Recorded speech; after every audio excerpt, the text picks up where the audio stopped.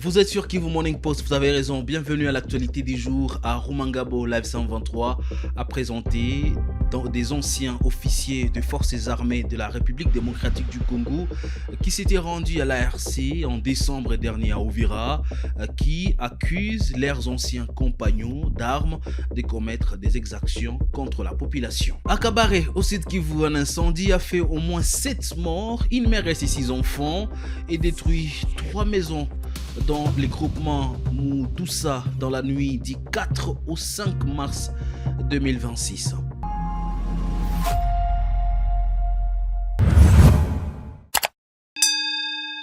Bienvenue à l'actualité du jour, messieurs, dames. Si c'est pour la première fois que vous nous suivez, abonnez-vous à la chaîne.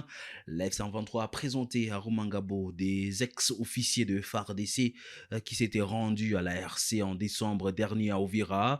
Ces officiers affirment que les FARDC, alliés au FDLR, Wazalendo et à des militaires burundais et surtout des mercenaires étrangers, commettent des exactions contre la population. Suivez. Ce lundi 2 mars 2026 à Rumangabo, nous avons les officiers des FARDC qui se sont rendus et on va les laisser se présenter, s'il vous plaît. Je me nomme Major Jacques Chigorogo Chinabalire. Je viens d'Uvira où j'ai travaillé en tant qu'officier de la police. Là, nous avons vu et nous avons entendu des faits macabres. Donc, au début, l'armée FARDC utilisait les FDLR dans les hauts plateaux. Là, ils ont commis des dégâts, ils ont tué, ils ont massacré, ils ont violé, ils ont pillé. Donc, les biens des paisibles citoyens ont été pillés par les éléments de FARDC et ses alliés, les Wazalendo. Au niveau d'Uvira, là, c'était terrible. À Uvira, il y avait presque 68 généraux qui s'appelaient des généraux. Les généraux Wazalendo, ils étaient là-bas et chacun faisait ce qu'il voulait. Il pouvait tuer, il pouvait violer, donc il faisait tout ce qui bon leur semblait. Et maintenant, les faits ont évolué. Nous, un petit groupe, nous sommes dit qu'on ne peut pas continuer de vivre dans des cas pareils. D'ailleurs, moi, dès le début du mois de février, tout juste après la prise de la ville de Bukavu, je me suis désolidarisé. Nous avons créé un petit groupe et nous sommes dit que nous devons être en contact avec Goma. Et nous avons fait ça et nous étions en contact avec Goma. Et tout ce qui s'est passé à Goma, on était informés et nous, s'il y avait des faits, des cas à informer, on pouvait le faire. Et voilà que les militaires burundais sont entrés aussi dans la danse sur appel de Tshisekedi. C'est Tshisekedi qui a fait que ces gens entrent au Congo, là où eux aussi ont tué, ils ont massacré, ils ont aussi pillé. Donc, vous trouvez que la situation était telle qu'il était difficile de supporter. Voilà que par grâce, je dis bien par grâce, l'ARC est arrivé à Uvira et nous a sauvés. Et immédiatement, lorsqu'ils sont entrés, c'était un mardi. Et le même mardi, on était en contact avec l'ARC. Et le mercredi, nous étions toujours en contact. Et le jeudi, je me suis présenté. Et de là, nous sommes arrivés ici à Rumangabo. Avant de passer à l'autre officier, on en profite pour dire que nous sommes entrés à Uvira sans combat. Le massacre de nos compatriotes Banyamulenge, tués, c'est ce qu'on trouve aujourd'hui enterré un peu partout. Et nous disons à la communauté internationale, Kinshasa a tué à maintes fois nos compatriotes Banyamulenge et continue de tuer jusqu'aujourd'hui et nous impose la guerre. Et sur ce, nous demandons à ce que cette tuerie barbare de nos compatriotes puisse cesser. Nous passons maintenant à notre hospicier. Si vous pouvez vous présenter, s'il vous plaît.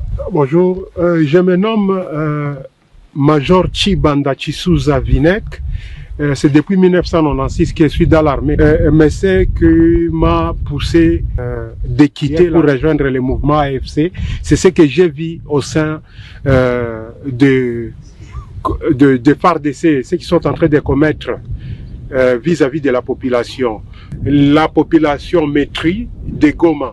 Ils étaient pillés les moments que les militaires de M23 avançaient vers la ville de Goma. Les militaires de FARDC étaient en train de piller et de tuer chaque jour la population de Goma. Et par la suite, après avoir tué et pillé, ils ont pris la décision de fuir. C'est ainsi que je me suis caché quelque part et par la suite, j'ai pris la décision de rejoindre le mouvement AFC M23. Alors je lance comme message à tous mes ex-collègues de nous rejoindre et ils seront les bienvenus. Merci beaucoup. Comme vous voyez, nous prenons en charge tous les militaires. Il n'y a pas de clochards chez nous. Ils sont bien nourris et bien vêtus comme vous les voyez. Merci. Nous disons merci au général Sultan Makenga et l'armée révolutionnaire. Merci. Merci beaucoup. Au moins 7 personnes sont mortes dans un incendie qui a ravagé les villages Chipwinji dans la nuit du mercredi 4 au jeudi 5 mars 2026. Il s'agit d'une mère et ses 6 enfants dans les groupements de Moudoussa. Nous sommes en territoire des Kabaré en province du Sud Kivu. 3 maisons ont été complètement détruites selon Léondissa Ntabaro, président de la justice civile du territoire des Kabaré. Nous sommes en train de pleurer. 7 personnes ont péri dans un incendie dans les villages de Chimbwiji, en groupement de Moudoussa. Et c'était pendant la nuit à 1h du matin. Une maison a pris feu. Et les 7 personnes se trouvaient dedans. Une maman et ses 6 enfants n'ont pas été sauvés et ils ont tous péri dans l'incendie. Le feu reste d'une origine inconnue jusque-là. Et on ne sait pas qu'est-ce qui s'était passé et les voisins n'ont pas eu le temps de les sauver. Non, c'est pourquoi on dit que c'est d'une origine inconnue. On ne sait pas quelle est l'origine réellement de cet incendie. Jusque-là, non, on est en train de chercher les parties des corps dans les cendres. Il y a les agents de la Croix-Rouge et la population qui sont là en train de rassembler les différentes parties du corps et des os.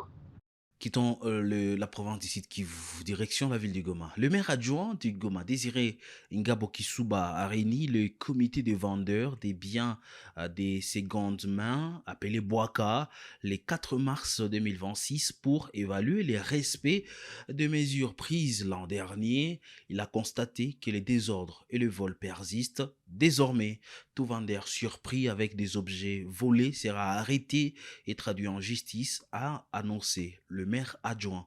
Reportage. Inaonekana hiyo mtindo ya zamani inataka tena kurudia ndani ya mji wa Goma.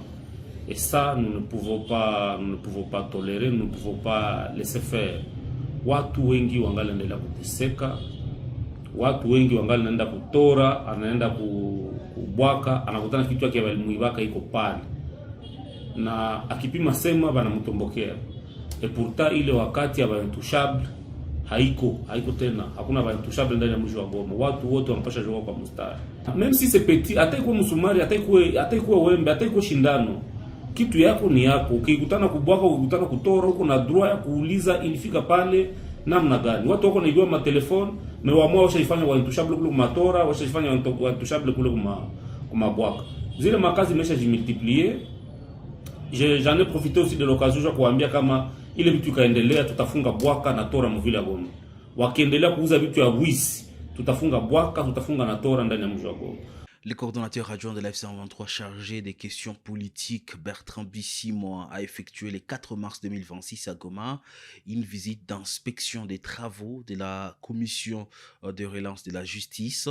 La commission a permis de constater des avancées dans la réhabilitation du système judiciaire. Délian Kimbulungu, président de la commission, a salué l'engagement des équipes pour restaurer l'autorité de la justice dans les zones sous administration des l'AFC en 23. Le coordonnateur adjoint de l'AFC 23 à charge des questions politiques, diplomatiques, juridiques et administratives, Bertrand Bissimois, a effectué ce mercredi 4 mars une visite éclair au bureau de la commission de relance de la justice dans les territoires libérés par le mouvement révolutionnaire. Il a été question de s'enquérir de son fonctionnement et remonter ainsi le moral du personnel, comme l'a indiqué Bertrand Bissimois à l'issue d'une séance de travail axée sur les activités menées au quotidien par la dite commission. Je suis venu un peu me rendre compte du travail de titan que notre commission fait depuis plusieurs mois déjà. Et évidemment, le peuple attend les résultats de la commission. Mais je voulais me rassurer que le travail se poursuit et qui va finalement aboutir à ce que tout le monde attend. Et je me rends compte que tout se passe bien. Et je suis aussi venu un peu leur remonter le moral. Parce que vous savez que nous sommes dans une lutte révolutionnaire. Et chaque fois, nos cadres ont besoin de la parole des autorités pour un peu se sentir pris en charge et se sentir également accompagné dans le travail de sacrifice qu'il faut. Sentiment de satisfaction pour le président de la commission de relance de la justice, Lilio Kimbulungu, qui a précisé qu'un plan de relance et la cartographie des juridictions ont été présentés. Nous avons été honorés comme commission de relance de la justice de la visite du coordonnateur adjoint. Le président de l'Assemblée nationale, Aimé Boji Sangara, a présidé mercredi 4 mars 2026 la réunion du bureau de la Chambre basse en vue de la session ordinaire prévue le 15 mars.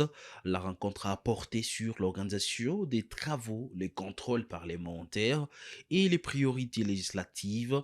Près de 80 initiatives législatives sont inscrites ainsi que des questions d'actualité et de mécanismes de contrôle des institutions. Le président de l'Assemblée nationale, l'honorable Aimé Boji Sangara, a présidé ce mercredi 4 mars 2026 une réunion du bureau. Cette réunion avait comme un seul point, un grand point bien sûr, avec plusieurs subdivisions. Et cette réunion était donc consacrée aux préparatifs de la rentrée parlementaire qui aura lieu le 15 mars 2026. Et cette session ordinaire qui commence donc le 15 comme nous l'avons dit, exige, n'est-ce pas, du bureau un certain nombre de dispositions. Sur ce point, le président a d'abord eu à fixer l'orientation générale de cette session qui va se concentrer sur le contrôle parlementaire. Mais on ne pourra pas aborder toutes ces questions sans tenir compte de contexte politique, aussi bien interne qu'international, le contexte économique, des contextes diplomatiques et social.